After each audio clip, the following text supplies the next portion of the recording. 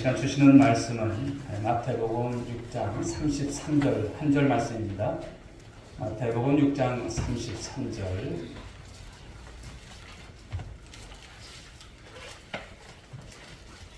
자, 다 찾으신 줄 알고 우리 한 목소리로 말씀을 같이 봉독하겠습니다. 그런즉 너희는 먼저 그의 나라와 그의 의를 구하라. 그리하면 이 모든 것을 너희에게 더하시리라. 아멘. 자, 이 시간에는 우리 인도네시아에서 선교하신 또 SDTN 신학교에서 교수님으로 또 이렇게 귀한 사역을 감당하시는 또 저희 교회가 후원하고 기도하시는 선교사님입니다.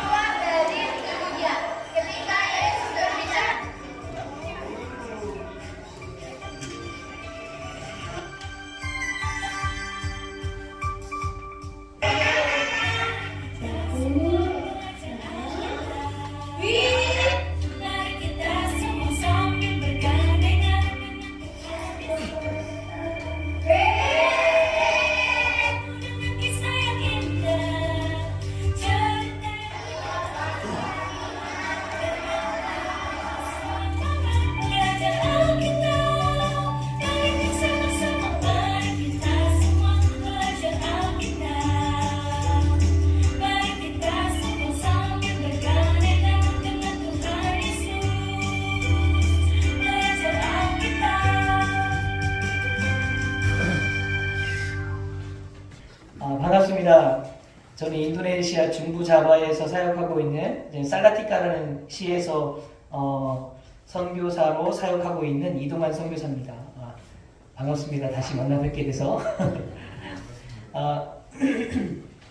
하나님께 감사하는 것은 지난해 제가 왔다 가고 나서 이 온누리 교회에 왔다 보고 하고 나서 돌아간 후에 많은 일들이 있었어요. 하나님께서 은혜를 주셔서 정말 많은 선교 사역을 할 수 있게 되었고 그 가운데 올 여름에 또 많은 열매들을 보게 해주셨어요. 그래서 제 마음속에 떠오르는 단어들이 있었는데 그건 구하는 자는 반드시 찾을 것이고 씨앗을 뿌리는 자는 반드시 열매를 맺을 것이다 라는 말씀이었어요. 우리 온누리 교회가 정말 굉장히 하나님께서 기뻐하시는 교회라는 생각이 정말 너무 많이 들었습니다. 그래서 씨앗을 심었을 때 바로 열매가 나타났다는 사실은 정말 건강하고 하나님께서 기뻐하시는 교회라는 생각이 들었어요. 아까 동영상을 보셨다시피 이건 이제 원더풀 스토리라는 캠프에 대한 동영상이었어요. 작년 11월이라고 적혀 있지만 이제 11월 달에는 저희가 베트남에 가서 그 캠프를 배워왔고 이제 12월 달부터 스텝들을 신학교에서 세워서 그 두 개의 신학교, 이제 압디엘 신학교와 SDTN 신학교, 제가 사역하고 있는 그 두 개의 신학교에서 스텝들이 세워져서 이 원더풀 스토리 캠프를 진행하게 됐어요. 이 원더풀 스토리 캠프가 뭐냐면 아이들에게 성경책을 나눠주는 거예요. 이제 인도네시아는 서점이 많지가 않습니다. 그래서 수마트라 섬은 우리나라보다도 큰데 그 안에 서점이 아마 한두 개 정도 있을 거예요. 그 섬 안에. 제가 살고 있는 중부 자바 잡아서는 그나마 조금 사정이 나은 편이에요. 왜냐하면 인도네시아의 정치와 경제와 문화의 중심이라서 그래도 그나마 서점이 몇 개 있는데 그래도 아이들이 책을 가지고 있지 않고 또 서점도 많지 않아서 특히 성경책을 가지고 있어도 그게 어른들 언어로 되어 있기 때문에 아이들에게는 굉장히 어려웠어요. 그래서 저희가 베트남에서 이 캠프를 한다는 소식을 듣고 성경책을 익히는 캠프고 성경책을 나눠주는 캠프인데 저희가 가서 배워왔습니다. 그리고 이제 인도네시아어로 번역까지 했고 그래서 5가정이 지금 연합해서 이 사역을 작년 11월 달부터 시작해서 계속 진행해 오고 있는데 원래 이 사역이 좀 정착이 되려면 한 2년, 3년 정도 걸리는데 저희 인도네시아는 지금 한 5개월 만에 다 정착이 됐어요. 하나님의 은혜로 정착이 돼서 아까 보셨겠지만 올 여름 거의 700명, 800명의 아이들에게 성경책을 나눠줬고 그리고 그 가운데 무슬림 아이들이 68명, 거의 70명 정도 되었고 그 다음에 힌두교 아이들도 거의 30명 가까이 됐어요. 이제 제가 오기 전에 또 한 차례 그런 이제 캠프가 진행이 됐었던 걸 업데이트를 안 해서 저 숫자인데 사실은 더 많은 아이들이 성경책을 받아갔습니다. 그래서 인도네시아에서 무슬림인 아이들에게 성경책을 읽힌다? 성경책을 나눠준다? 이거는 정말 불가능한 일입니다. 저희가 캠프를 진행할 때 무슬림 여자아이가 왔는데 첫날에 그 아이는 절대 캠프만 참여하지 성경책은 가져가지 않겠다라고 얘기를 했었어요. 신나게 찬양 율동하고 퀴즈 마치고 또 무언극을 보고 하면서 아이가 마음이 활짝 열려서 마지막 날에는 그 사탕 목걸이, 수료식 때 사탕 목걸이도 주고 성경책도 나눠주는데 기뻐하면서 그 성경책을 받아가는 모습을 봤어요. 그리고 현지 교회 목사님은 굉장히 감동하셔서 눈물까지 흘리셨는데 그 모스크 사원이 있어요. 무슬림 사원. 거기에서 정말 좀 개구쟁이 같은 아이들 5-6명이 그 교회로 왔어요. 캠프에 참여하라고. 그러니까 그때 처음에 참여할 때는 어떤 캠프인지 모르고 참여를 했는데 그 친구들이 질문도 하고 또 답도 맞추고 퀴즈 답도 맞추고 하면서 이제 성경책을 받아갔는데 그 목사님하고 사모님이 너무 막 이제 눈물을 글썽글썽 거리시더라고요. 감격적이라고. 이런 경우는 처음이라고. 그래서 작년 11월에 시작한 원더풀 스토리 캠프가 정말 너무나 놀랍게 제가 또 온누리교회 왔다 가면서 또 이런 일 사역이 시작됐잖아요. 그래서 너무 감사하고 또 하나님이 또 이번 여름에 너무 놀라운 일들을 행하신 것에 너무 감사를 드립니다. 이게 다 우리 성도님들이 기도해 주셔서 이 하나님께서 이런 놀라운 일들을 열매 맺게 하지 않으셨나 그런 고백을 하게 됩니다. 예. 그리고 제가 이제 또 PPT를 한번 볼 텐데요. 보면서 제가 성경 보고를 좀 하겠습니다. 제가 살고 있는 지역은 여기 이 지역에서 살고 있습니다. 예, 작지만 인도네시아 인구의 대부분이 저 지역에 살고 있어요. 그리고 인도네시아의 대통령들이 거의 대부분이 정치 지도자들이 저 중부 자바 쪽에서 이제 나오고 있고 유일하게 그 아래쪽에 조그만 일부 지역은 유일하게 왕이 살고 있는 곳입니다. 족자카르타라고. 예, 저는 이동환 임동여 선교사. 예, 그리고 이게 원더풀 스토리 책입니다. 예, 신약과 구약으로 돼 있고 저 모습이 이제 서점에 지금 진열이 된 거예요. 정식으로 인도네시아 중앙 국립도서관 거기에서 이제 번호를 받아서 ISBN이라는 번호를 받아서 정식으로 출판을 할 수 있게 됐습니다. 그리고 여기 처음에 압디엘 신학교 여기 등 보이는 사람이 접니다. 그래서 뭐 찬양 율동도 가르치고 무언극 할 때 이제 도와주고 해서 이제 이런 동영상들을 찍어서 같이 사역을 했던 거고요. 스태프들 MC도 이제 세웠고 그 다음에 이제 압디엘 신학교 학생들 먼저 세워지고 이제 STTN 제가 가르치고 있는 STTN 신학교 학생들에서 이제 그들을 대상으로 시뮬레이션을 했고 그리고 여기에서도 8명의 스태프들이 세워졌습니다. 그래서 올 여름 이제 선교사 5가정이 흩어져서 그 아이들 예수님을 아직 알지 못하는 그 교회 주일학교의 교육이 전무후무해요. 그래서 교회에 주일학교가 있다고 하더라도 그 아이들을 위한 그런 프로그램이 아예 없어요. 가면 뭐 색종이 오려 붙이기라든가 예수님에 대해서 들어볼 기회가 별로 없어요. 주일학교에 다녀도. 근데 그 아이들을 대상으로 이제 최대 50명까지 이틀간 그렇게 캠프를 진행하게 되는데 그 아이들이 성경책을 읽음으로 인해서 예수님에 대한 지식을 가지게 되고 그리고 이제 그 말씀은 살아있잖아요. 믿으십니까? 예, 그래서 생명이 있기 때문에 그 말씀이 그 아이들을 구원으로 이끈다는 사실을 저희는 믿고 그렇게 성경책을 읽히고 있어요. 예, 그래서 STTN에서도 이제 세워졌고 그리고 6월 중순에 자카르타에 있는 플리타 두니아라는 신학교에서 연락이 왔어요. 우리도 원더풀 스토리 캠프를 진행하고 싶다. 스태프들을 세우고 싶다. 그래서 이제 저하고 스태프들하고 한 2명 선교사님 같이 갔어요. 같이 가서 이렇게 시뮬레이션 해주고 저기 신학생 아이들이 전부 다 100명 정도 돼요. 신학교 아이들이. 그래서 이 팀은 이제 위쪽에 있는 수마트라 섬을 담당하기로 했어요. 그래서 이제 각 지역 그 섬마다 이렇게 맡아가지고 각자 하기로 했습니다. 여기 이제 스텝이 세워졌고 그래서 원더풀 스토리 캠프가 이제 진행되는 모습인데 그래서 지금 현재 원더풀 스토리를 했던 교회들이 한 지금 여름에 사역이 20개 이상 교회에서 했고요.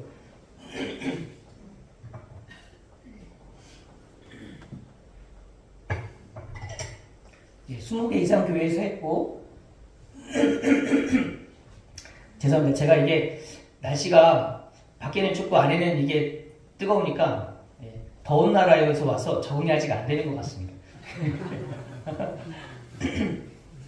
말 그대로 올 여름 정말 원더풀한 그런 예수님의 이야기들을 아이들하고 함께 나눴던 시간들인 것 같아요. 그래서 정말 많은 아이들을 접했고 또 많은 아이들에게 성경책을 나눠줬고 무엇보다 섬기는 우리 신학생들이 은혜를 많이 받았어요. 그래서 정말 뜻깊은 시간들이었습니다. 그리고 이 아이들이 성경책 읽는 모습입니다. 중요한 건 아이들이 성경책을 읽는다는 거예요.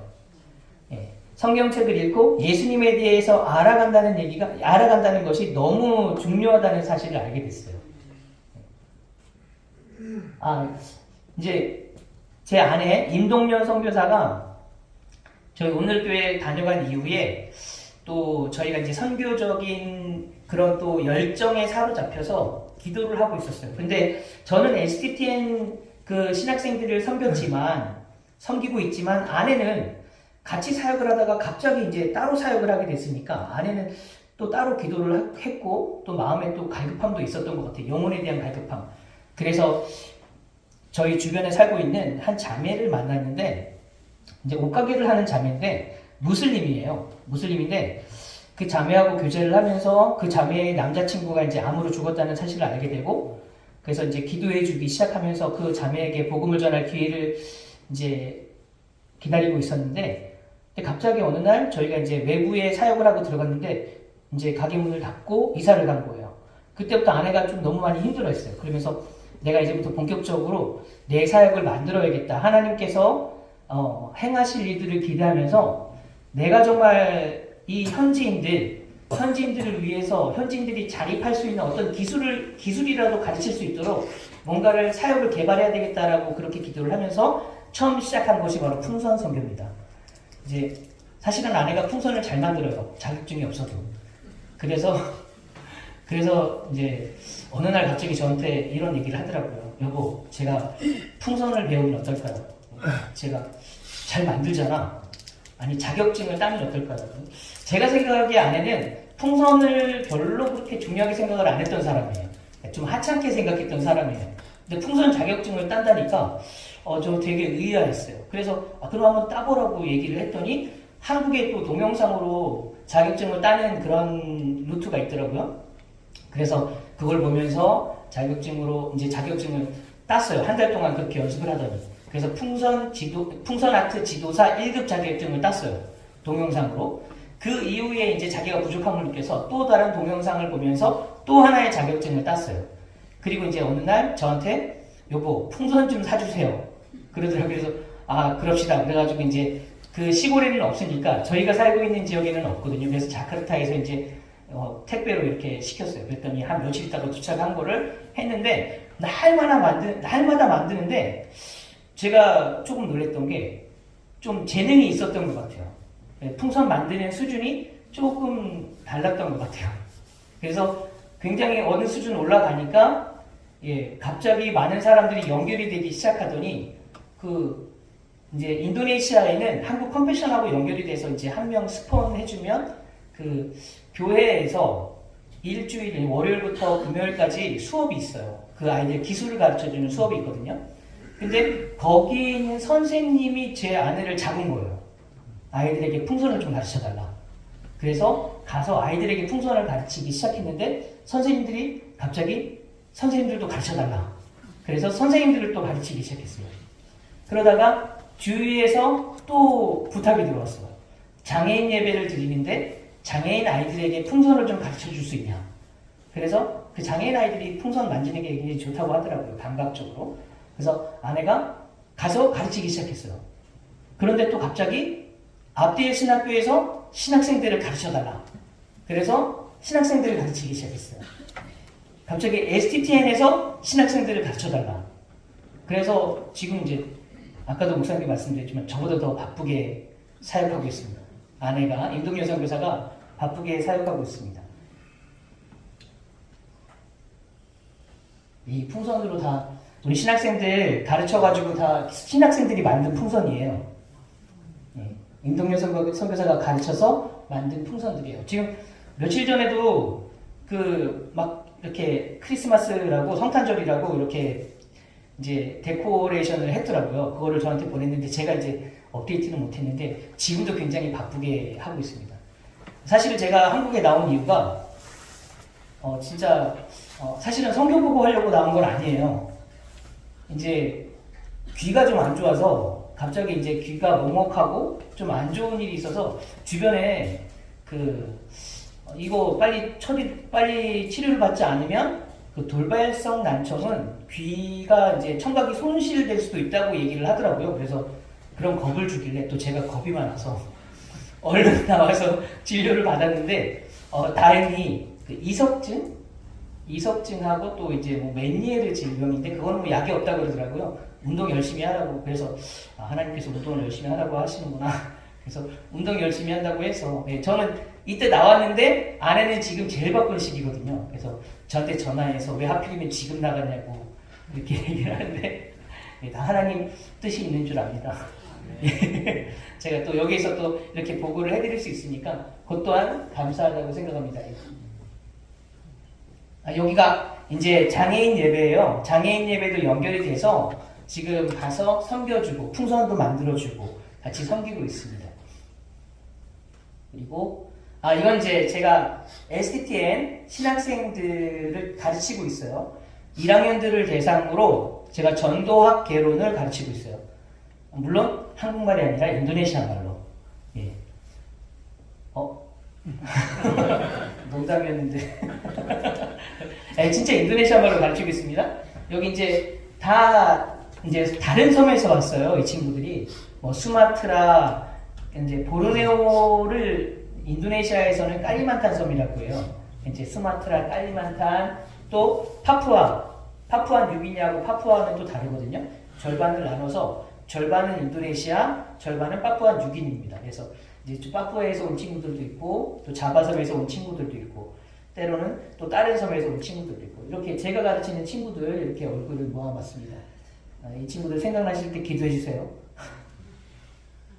그리고 지금 STTN 신학생들, 그리고 이제 제가 거기 살라티카에 대학교 하나가 있는데 우카이스웨 대학이라고 거기에 기도 모임이 하나 생겼어요. 과별로.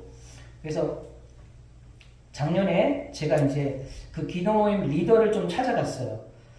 제가 듣기로 그 기도 모임이 모든 과마다 생겼는데 그 기도 모임이 시작된 이유가 미국의 그 에즈버리 대학교 거기에 부흥이 이제 그런 성령의 역사가 좀 있었는데 그 소식을 듣고 공무된 아이들이 우리도 기도하자 해가지고 시작된 기도 모임이에요. 그래서 제가 학교를 무조건 찾아갔는데 무조건 찾아가서 만난 게 그 기도 모임 리더였어요. 네, 여기서 저 왼쪽 사진에 오른쪽 맨 끝에 아이가 기도 모임 리더 아이인데 그 아이를 만나서 리더들하고 교제를 시작하면서 제가 이제 그 기도 모임을 좀 돕기 시작했습니다. 그래서 우카이스웨 대학 아이들 그 가르다 에스웨라는 그런 기도 팀인데 그 기도 팀하고 같이 교제하면서 같이 대학을 위해서 기도하고 젊은 아이들을 위해서 기도하고. 근데 이제 인도네시아의 가장 큰 문제가 뭐냐면 젊은 대학생들에게 젊은 대학생들이 그 매스미디어에 너무 노출이 심해요. 그래서 중독적인 것도 되게 많고 이제 좀 그런 성인물 그런 부분에 노출된 것도 많고 중독이 되게 많아요. 그래서 이제 그런 게 필요해요. 인도네시아가 유튜브와 페이스북을 제일 많이 시청한다고 하더라고요. 전 세계적으로. 그래서 거기에 노출된 친구들이 많아서 좀 많이 기도가 필요합니다. 젊은 세대에 정말로 그런 것에서 벗어날 수 있도록 젊은 세대가 좀 더 하나님이 기뻐하시는 세대로 자랄 수 있는 그런 것이 정말 필요합니다. 지금 생각나실 때마다 좀 인도네시아의 젊은 세대들을 위해서 좀 기도해 주십시오. 기도 모임이고 여기는 고아원 저희가 섬기는 고아원이고요. 여기는 장로님 부부인데 이 장로님 통해서 그 처음에 풍선을 섬겼던 이제 아동 발달 센터 거기 선생님을 만나게 됐어요. 그래서 이제 사진을 넣어놨는데 그리고 또 다른 사진들이 있지만 그거는 또 너무 또 많아질 것 같아서 제가 이번 여름과 작년 말부터 시작해서 이번 여름까지 해왔던 사역들만 이렇게 이제 나열해서 여러분들에게 이렇게 보고했습니다. 예, 이거는 저희 기도 제목이고 할렐루야. 예, 하나님께서 바쁘게 살게 하셨어요. 정말 바쁘게 살게 하셨어요. 그래서 이번 선교사로 나가서 제가 사역을 하는 시간 동안 이번 여름이 제일 많이 바빴던 것 같아요. 그리고 제일 많이 또 보람되기도 하고 또 감사하는 시간이었고 너무 감사했습니다. 예. 이게 다 우리 성도님들이 기도해 주셔서 그래요. 후원해 주시고. 예. 선교는 제가 느끼는 거지만 절대 혼자 하는 것이 아니라는 사실을 날마다 느끼게 됩니다. 제가 사역하면서 느끼는 건 항상 기도의 힘을 느껴요. 여기에서 정말 읊조리듯이 하는 기도, 그냥 잠시 생각만 하는 기도도 선교지에서는 능력이 나타난다는 사실을 정말 많이 느끼게 돼요.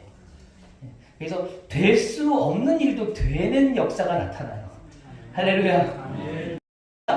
그런즉 너희는 먼저 그의 나라와 그의 의를 구하라. 그리하면 이 모든 것을 너희에게 더하시리라. 아멘. 이 말씀은요, 예수님께서 산상수훈 중에 하신 말씀이에요. 산상수훈이면 복 있는 자는 하면서 시작하는 말씀이잖아요. 팔복에 대해서 말씀하신 후에 또 어떻게 하나님 나라의 백성이 어떤 삶을 살아야 되는지에 대한 말씀을 이제 이렇게 해주시는데 제가 가만히 보니까 예수님이 우리의 마음에 대해서 좀 말씀을 하시는 것 같더라고요. 마음가짐. 예. 하나님 나라의 백성들이 어떤 마음을 가지고 살아가야 되는지에 대한 부분인 것 같아요. 팔복도 그렇고. 예. 그래서 오늘 말씀 보니까 그런즉 너희는 먼저 그의 나라와 그의 의를 구하라 라고 말씀하는데 여기서 이 말씀에 대해서 이 산상수훈의 좀 그 목표? 산상수훈을 예수님이 어떤 의도를 가지고 말씀하셨나? 예, 어떤 의도를 가지고 말씀하셨나라고 볼 때는 사실은 이 말씀이 굉장히 정리가 잘 되어 있는 말씀이라고 생각을 합니다. 그래서 신학자 중에 달라스 윌라드라는 신학자가 있거든요. 이 신학자가 산상수훈의 목적에 대해서 이렇게 얘기를 했어요. 이제 이 신학자는 하나님의 모략이라는 책을 쓴 신학자도 유명한데 제가 읽어드릴게요. 하나님 나라의 본질을 구체적으로 밝힘으로써 사람들로 하여금 이 땅의 삶에 대하여 현실성 있는 희망을 품게 하는 데 있으며 예수께서는 회개하라 하나님 나라가 너에게 임하였다고 사람들을 그 나라로 초청하고 있는 것이다 라고 말씀을 하고 있습니다. 그래서 한마디로 얘기하면 하나님 나라가 이미 이 땅에 임했다는 거예요. 믿으십니까? 하나님 나라가 이 땅에 임하셨고 하나님의 통치가 이미 시작이 되었다라는 것이죠. 그리고 하나님 나라의 시스템, 하나님 나라를 움직이는 그 시스템이 이 땅에 이미 우리도 하나님이 통치하시지만 이 땅에 이미 임해서 돌아가고 있다는 거예요. 그러니까 말씀에 순종하며 살아가는 사람들을 통해서 이 땅의 시스템들도 점차적으로 하나님 나라의 시스템으로 변해가고 있다는 겁니다. 눈에 보이진 않지만 아직까지 세상의 법칙으로 돌아가는 것 같아도 눈에 보이지 않는 곳에서 하나님의 시스템이 이미 시작했다는 거예요. 하나님 나라의 시스템이. 그래서 예수님께서 마가복음 1장 15절에 이렇게 말씀하셨죠. 때가 찼고 하나님의 나라가 가까이 왔으니 회개하고 복음을 믿으라. 그러니까 예수님이 이 땅에 오셨을 때 이미 하나님 나라를 가지고 오셨고 하나님 나라는 이 땅에 이미 침투해 있었고 그리고 예수님께서는 그 하나님 나라로 많은 사람들을 초청하고 있으시다라는 거예요. 그래서 그런즉 너는 먼저 그의 나라와 그의 의를 구하라 라고 할 때 먼저 그의 나라를 구하는 것이 우리에게 굉장히 중요하다라는 것입니다. 근데 이제 그 뒤에 또 하나가 나오죠. 먼저 그의 나라와 그의 의를 구하라. 근데 제가 이제 앞부분은 조금 이따가 설명해 드리고 중요하니까 그리고 뒤에 부분도 중요하지만 제가 오늘 포커스를 맞춘 건 앞부분이에요. 그의 나라. 그의 의라는 것에 대해서 먼저 설명을 해드리면 그의 의는 한마디로 말하면 공의 이제 헬라어로는 디카요시네고 이제 히브리어로는 체데크라고 합니다. 체데크.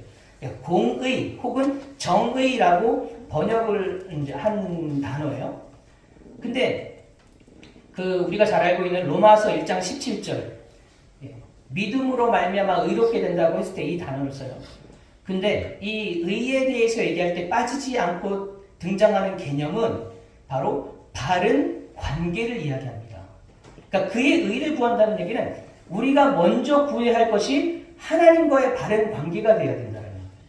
그러니까 하나님과 함께 살아야 되고 하나님과의 관계가 회복이 되어야 먼저 그 회복이 되어야 한다는 것을 말하고 있는 거예요. 그래서 의라는 개념은 하나님과의 바른 관계, 하나님과의 이제 관계가 회복이 되어야 된다는 걸 의미하고 있습니다. 그렇다면 그의 나라를 구한다는 의미는 어떤 의미일까? 그러니까 이 그의 나라를 구한다라는 건 하나님의 나라의 백성은 하나님의 나라의 일들을 발견해야 한다는 거예요. 근데 여기 보면 먼저 그의 나라를 구하라는 얘기가 우선순위를 하나님의 나라를 두라는 얘기가 아니에요. 사실 우선순위를 둔다는 건 우선순위가 아닌 것도 있잖아요. 여기에서 먼저 그의 나라를 구하라는 얘기는 내 삶의 중심, 내 삶의 방식이 하나님 나라여야 한다는 것을 의미합니다. 모든 것이 하나님의 나라 중심으로 돌아가야 한다는 것을 얘기해요. 내가 여기 교회에서뿐만 아니라 세상에 나아가서도 내 삶의 터전에 나아가서도 하나님의 나라의 방식으로 살아가야 한다는 걸 얘기해요. 그래서 하나님의 나라의 관점으로 세상을 바라봐야 되고 하나님의 나라의 시스템으로 우리가 세상을 볼 수 있어야 된다는 거죠. 그래서 세상에 어떠한 시스템이 존재한다면 그 시스템이 하나님 나라에 맞는 것인지 아닌지를 우리는 분별할 줄 알아야 된다는 거예요. 그래서 여기에 좀 되게 유명한 윌리엄 윌버포스라는 사람 혹시 기억하시나요? 영국의 노예제도를 폐지시킨 사람. 존 뉴턴이라고 나 같은 죄인 살리신 이 찬양을 만든 그 존 뉴턴이라는 분은 노예 무역 상인이었잖아요. 그러다가 나중에 회개하고 돌아와서 목사님이 되는데 그 목사님 밑에서 제자였던 분이 이제 윌리엄 윌버포스였어요. 근데 이 윌리엄 윌버포스가 나도 목사님이 될 거예요 이렇게 얘기했는데 존 뉴턴이 너는 목사 되지 말고 세상으로 나가. 그래서 하나님의 나라가 그곳에 실현될 수 있도록 너는 그렇게 살아. 해서 이제 그분은 정치에 이제 마음이 있으니까 세상에 나아가서 봤더니 이제 국회의원이 돼서 봤더니 노예제도가 하나님 나라 시스템하고 맞지 않는 거예요. 그래서 끝까지 그 노예제도를 폐지하기 위해서 이제 싸우다가 그분이 돌아가시고 나서 모든 영국의 노예제도가 다 폐지가 됐거든요. 그러니까 하나님 나라의 시스템을 세상 가운데 가지고 나가서 그것들을 정말 이루어가는, 하나님 나라를 이루어가는, 확장시켜가는 그것이 하나님께서 우리에게 주신 또 사명이고, 그리고 우리는 그러한 삶을 구해야 된다는 것입니다. 그러니까 하나님의 나라를 구하라는 건 여기뿐만 아니라 밖에 나가서 우리 가정과 일터에서도 만나는 모든 사람들 가운데에서도 하나님의 나라가 정상적으로 임해야 한다는 것이죠. 예, 그리고 그런데 이제 문제가 하나 있어요. 이미 우리에게도 하나님 나라가 임했고 세상 가운데에서도 하나님 나라가 임했어요. 근데 우리가 가서 개척하려면 너무 힘들잖아요. 근데 하나님의 나라는 이미 우리가 아니고서라도 세상 곳곳에 이미 그 시스템이 임해 있습니다. 근데 중요한 건 요한복음 3장 3절에 보시면 니고데모가 이제 바리새인 율법 이제 종교 지도자로서 예수님께 한밤중에 찾아오는데 이제 이렇게 얘기를 해요. 예수님께 예수님, 당신은 하나님이 안 보내셨으면 이런 놀라운 일들을 하실 수 없습니다. 당신은 진실로 하늘로부터 온 분입니다. 라고 얘기를 해요. 그러니까 이제 예수님께서 뭐라고 말씀하시냐면 니고데모에게 진실로 진실로 내게 이르노니 사람이 거듭나지 아니하면 하나님 나라를 볼 수 없느니라. 중요한 건 예수님이 말씀하시는 게 하나님 나라를 볼 수 있는 사람이 있고 볼 수 없는 사람이 있다는 거예요. 그러니까 문제는 여기에 있다는 겁니다. 하나님 나라를 볼 수 있는 사람이 있는 반면에 볼 수 없는 사람이 있대요. 근데 그 키가 뭐냐면 거듭나야 한다라고 얘기를 해요. 근데 이제 니고데모는 잘 모르잖아요. 하나님 나라가 뭔지. 그래서 니고데모는 다시 물어봅니다. 어떻게 사람이 거듭날 수 있습니까? 어머니, 늙은 사람은 어떻게 거듭날 수 있습니까? 어머니 모태에 다시 들어갔다 나와야 합니까? 라고 질문을 해요. 그러니까 이제 예수님께서 말씀하시죠. 너는 이스라엘 선생으로서 그것도 알지 못하느냐? 물과 성령으로 나지 아니하면 결코 하나님 나라에 들어갈 수 없다라고 또 말씀을 하세요. 중요한 말씀을 하시는데 물로 태어나고 영으로 태어난다. 그리고 이제 영이라는 거 성령으로 태어난다는 걸 얘기하는데 사람은 두 번 태어난다는 거예요. 예수님 말씀으로는. 어머니 뱃속에 있는 양수로부터 태어나고 한 번은 두 번째는 반드시 성령으로 말미암아 거듭나야 한다는 것입니다. 성령으로 말미암아 거듭난 사람만이 바로 하나님 나라를 볼 수 있다는 거예요. 그리고 하나님 나라의 백성으로서 이 땅 가운데에서부터 살아갈 수 있다는 겁니다. 그러니까 우리가 죽어서 가는 천국 이전에 이 땅에서 이미 하나님의 나라를 경험하고 누리며 살아갈 수 있다는 걸 말씀하고 있는 것입니다.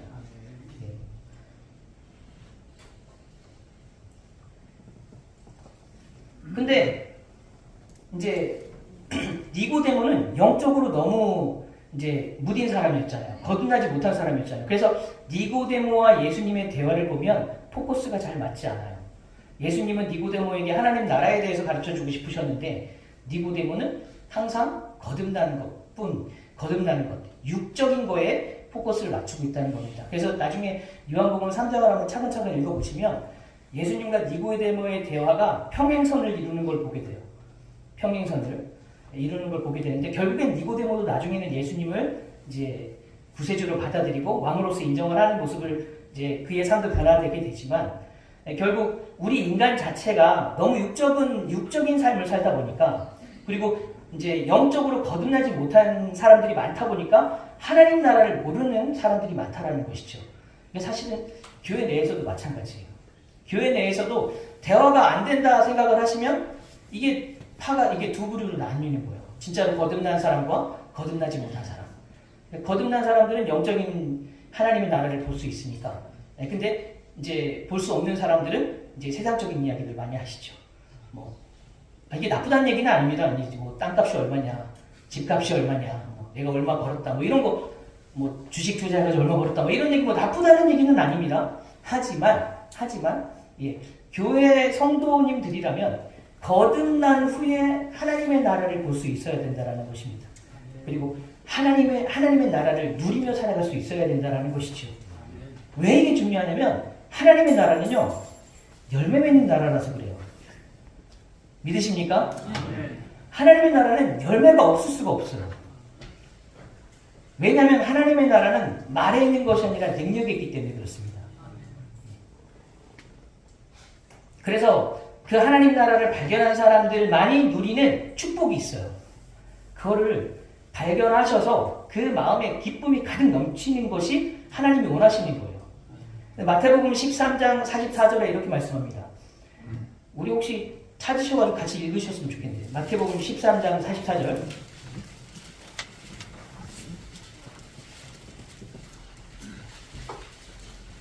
13장 44절입니다. 마태복음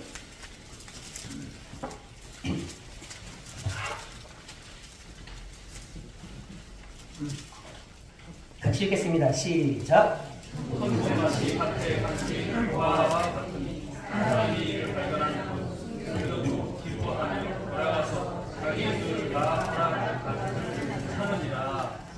아멘. 하나님 나라를 몰랐던 사람이 하나님 나라를 발견하면 그 기쁨이 이루 말할 수 없어서 가치가 비교도 안 되니까 자기가 가지고 있었던 모든 것이 하찮게 여겨지는 거예요. 그걸 다 팔아서라도 그 가치를 사는 거죠.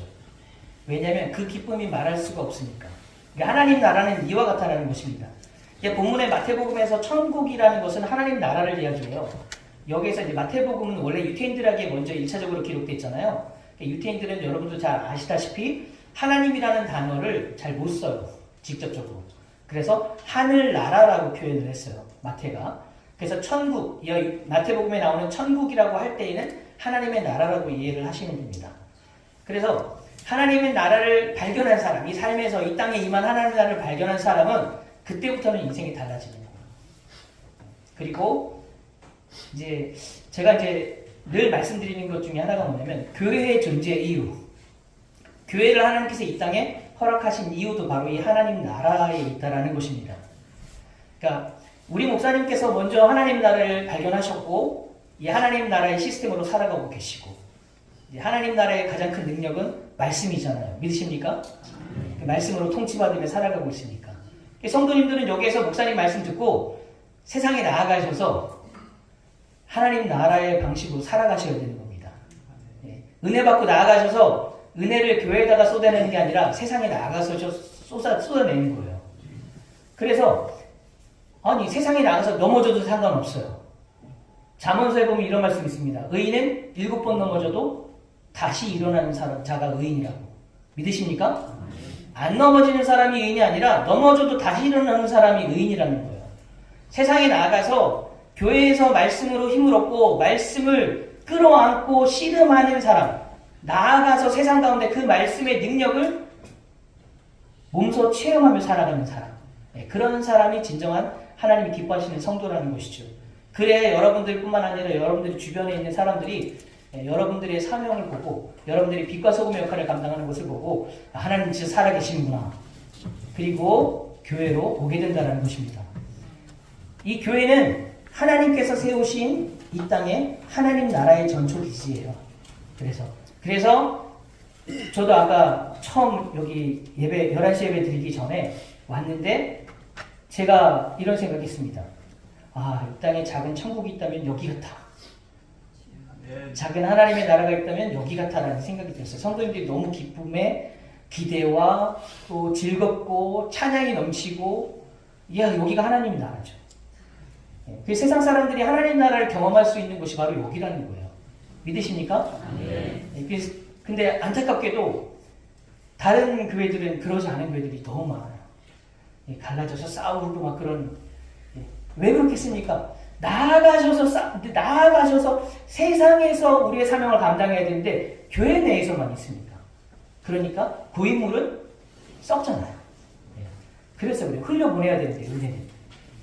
이 하나님 나라의 법칙이죠. 그래서 하나님 나라를 진정으로 발견한 사람은요, 놀라운 것은 예수님께서 그러시잖아요. 옥토밭에 뿌려진 씨앗은 몇 배의 결실을 맺죠? 30배, 60배, 100배. 최소한의 30배의 결실을 맺는 곳이 바로 하나님 나라입니다. 이스라엘 백성들이 광야를 헤매고 있었을 때, 모세가 이스라엘 백성들을 애굽에서 출애굽을 시켰어요. 그들의 목적은 광야였습니까? 아니면 하나님 나라였습니까? 하나님 나라였어요. 그리고 하나님 나라에 들어가서 그들이 비로소 그러니까 씨앗을 뿌렸을 때, 그리고 결실을 했을 때, 그때 비로소 만나와 메추라기가 그쳤다라고 얘기를 했어요. 여러분들이 이제는 세상에 나아가셔서 만나와 메추라기를 바라는 광야 신앙이 아니라 하나님 나라를 살아가는 백성으로서 진실로 열매를 거두는 그런 하나님의 백성이 되어야 된다는 것이죠. 그거를 믿음으로 쌓아내셔야 되는 겁니다. 그렇게 되면 신명기에 기록된 복뿐만 아니라 성경 전체에 기록된 하나님이 허락하신 복이 우리의 복이 될 수 있다는 거예요.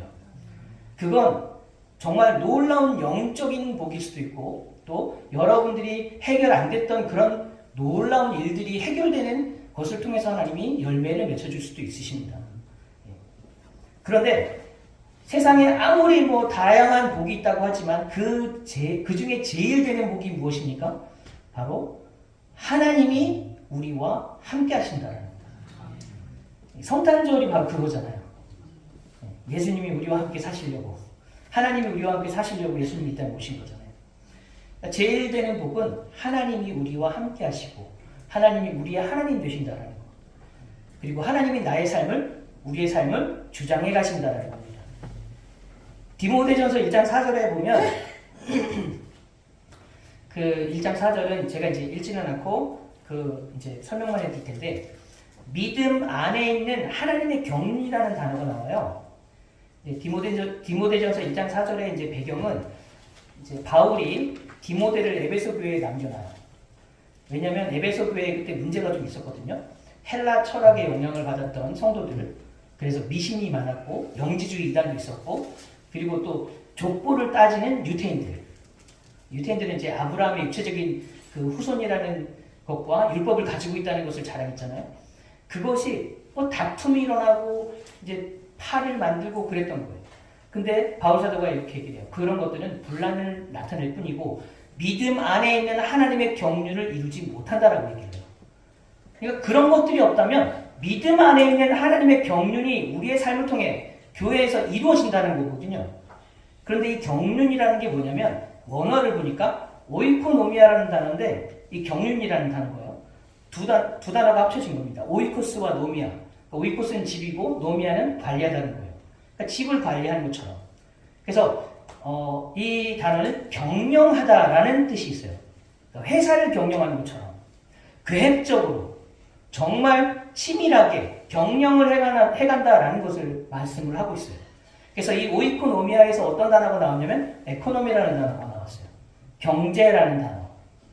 그러니까 하나님이 하나님 나라의 백성, 하나님 나라를 발견한 사람, 그 삶을 살아가는 사람들을 하나님이 친히 직접 경영해 나가신다는 거예요. 그의 삶을, 그의 인생을. 하나님이 계획을 짜시고 그 계획대로 그의 삶을 인도해 나가신다는 것이죠. 그러니까 우리의 삶은 하나님이 함께 하시고 인도해 가신다는 것입니다. 그게 하나님의 경륜입니다. 하나님께서 여러분의 삶을 그렇게 경영해 나가실 때 이제 중요한 것이 있어요. 뭐냐면 하나님이 우리를 그렇게 경영을 하신다면 우리 또한 우리에게 하나님이 주신 그 삶의 터전들을 그렇게 경영을 해 나가야 된다는 겁니다. 하나님이 그러하시다면. 그래서 이제 또 새 직분을 받으시고 또 내년에 또 새로운 직분자로서 또 사명을 감당하셔야 되는데, 그 직분 감당하실 때 하나님이 우리의 삶을 경륜해 나가시듯이, 관리하시듯이, 경영하시듯이 저와 여러분도 우리에게 맡겨진 사명을 그렇게 경영을 해 나가야 한다는 것입니다. 근데 한 가지 잊지 말아야 할 것은 이 하나님 나라에서 살아갈 때 우리 예수님께서 딱 한 가지 계명을 주셨어요. 그게 뭐냐면 요한복음 15장 12절입니다. 요한복음 15장 12절. 한번 같이 읽겠습니다. 요한복음 12장 12절.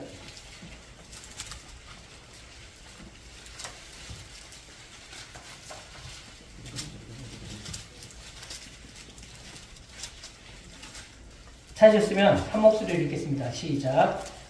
내 계명은 곧 다시 읽겠습니다. 12절입니다. 15장 12절. 예, 15장 12절. 제가 잘못 읽어드렸죠? 죄송합니다. 15장 12절. 같이 읽겠습니다. 시작. 내 계명은 곧 내가 너희를 사랑하는 것 같이 너희도 서로 사랑하라는 이것입니다. 아멘. 예수님이 우리에게 주신 계명은 딱 하나입니다. 서로 사랑하라. 하나님 나라의 능력이 실제로 나타나는 것, 그리고 삶의 열매로 나타나기를 원하신다면 예수님이 말씀하신 이 사랑하라는 계명을 지키셔야 합니다. 그래서 고린도전서 13장 8절에는 이렇게 말씀하죠. 사랑은 언제나 떨어지지 않는다. 이 떨어지지 않는다라는 단어를 의역하면 힘을 잃지 않는다라는 얘기예요. 다른 것들은 다 사라지겠지만 사랑은 힘을 잃지 않는다라는 것입니다. 그래서 우리 하나님을 설명하는 단어 딱 하나로 얘기하면 하나님은 사랑이시다. 성도 여러분, 예수님이 십자가의 길을 가셨잖아요. 그 십자가의 길을 가실 때에도 예수님이 하나님의 사랑으로 가셨어요. 창세전에 하나님 아버지와 성부와 하나님과 성자 예수님이 뭐 하신지 아세요? 사랑하셨어요. 성부 하나님이 성자 예수님을 사랑하셨고 성자 예수님이 성부 하나님을 사랑하셨어요. 믿으십니까? 그 사랑이 아버지가 나를 사랑한다는 걸 아시기에 예수님이 그 길을 기쁨으로 가실 수 있었던 거예요. 그리고 그 예수님이 십자가에 가신 건 우리를 사랑하시기 때문이에요. 사랑이 능력입니다. 사랑에는 역사가 일어납니다.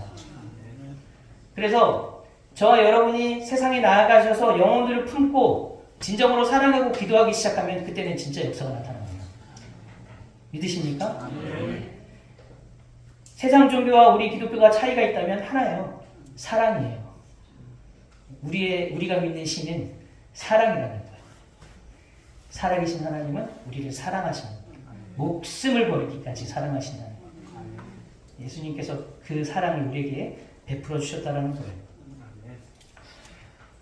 하나 이제 간증 비슷한 거 하고 이렇게 마치려고 하는데,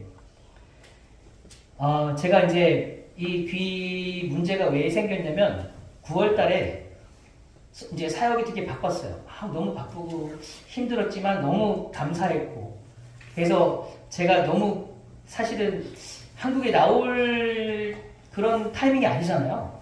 근데 나오고 싶었어요. 막 알려드리고 싶어서 이런 일이 있었다. 근데 9월 달에 갑자기 이제 소식이 좀 안 좋은 소식이 들렸어요. 저하고 한 살 차이 나는 형님 목사님이 있어요. 제가 이제 선교제에서 나오면 집도 이렇게 좀 해주시고 또 이제 여러 가지로 좀 알아봐 주시고 좀 해주시는 선교훈련을 같이 받으셨던 분인데, 그분은 이제 선교사로 나가지 않으시고 이제 선교 동원 쪽으로, 그래서 교회 개척하시고 이제 성도들을 섬겼던 분인데, 갑자기 작년 12월 달에 췌장암 초기에서 9월 달에 갑자기 돌아가셨어요. 제가 그 소식을 듣고 저는 처음이었던 것 같아요. 저는 누가 돌아가시면 뭐 그렇게 그냥 기도하고 그렇게 이제 하는데, 그런 영향을 좀 처음 받았던 것 같아요. 제가 아내하고 껴안고 펑펑 울었던 것 같아요. 그래서 한국에 이제 그 치료받으러 나오는데 굉장히 좀 처음으로 느꼈어요. 외롭다라는 느낌, 쓸쓸하다는 느낌. 그게 너무 많이. 우리 목사님도 저를 많이 사랑해 주시는데, 예, 목사님, 예. 근데 제가 왜 이런 마음을 느낄까? 내가 왜 그분을 이렇게 생각하지? 되게 못 본다는 생각에 너무 속상했어요. 예, 곰곰이 이제 사모님 만나서 이런저런 얘기하는데 저만 그렇게 느끼는 게 아니더라고요. 그 목사님 주변에 있는 사람들이 많이 그렇더라고요. 이제 곰곰이 말씀 보면서 묵상을 하는데 그때 하나 깨달았어요. 사랑이구나. 그분이 나를 많이 사랑해 주셨구나. 그 사랑 때문에 내가 더 보고 싶구나. 이 생각이 들었어요. 이 사랑은 힘이 있는 것 같아요. 정말 능력이 있는 것 같아요. 저도 이런 생각이 들었어요. 나도 이런 삶을 살아야 되겠다. 근데 작년부터 그런 사랑에 대한 마음이 계속 저에게 하나님이 주셨던 마음이기도 해요. 그래서 이번에 여름에 우리 인도네시아 영혼들을 진짜 사랑하는 마음으로 품고 그렇게 기도하고 나갔거든요. 그랬더니 열매가 있었잖아요. 근데 이번에 정말 하나님께서 확실하게 깨닫게 해주신 것 같아요. 답은 사랑이구나. 가식적인 것이 아니라 정말 진실된 마음으로 사랑을 하면 하나님은 열매를 허락하시는구나. 너무 그런 일들을 겪으면서 제가 좀 이제 많이 스트레스를 받았던 것 같은데, 그래도 하나님께서 너무 귀한 걸 깨닫게 해주셔서 너무 감사하고, 또 다시 한번 돌아본 건 예수님이 그러면 도대체 얼마나 우리를 사랑하신 거야. 예수님이 도대체 얼마나 우리를 사랑하시는 거야. 예수님 생각하면 마음이 아니잖아요. 우리 때문에 십자가 달리셨으니까.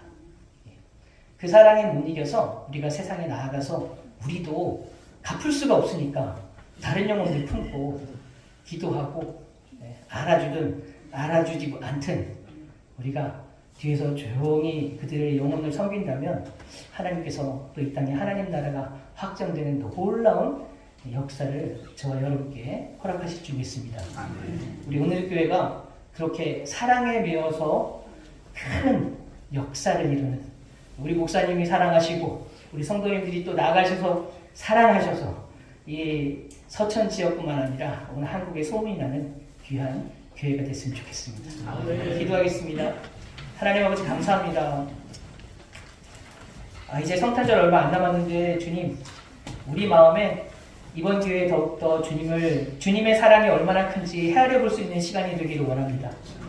근데 그것에 그치지 않고 아직도 물질적으로는 풍족하지만 세상에서 영적으로 빈곤하게 살아가는 저들의 영혼들을 품고 기도할 마음도 허락해 주시옵소서. 그리하여서 그들이 진정한 하나님의 나라를 발견하게 도와주시고 이번 겨울은 따뜻한 주님의 품 안에 안길 수 있는 귀한 은혜를 허락해 주시옵소서. 이 온누리 교회를 귀하게 사용하여 주시옵소서. 예수님의 이름으로 기도합니다. 아멘.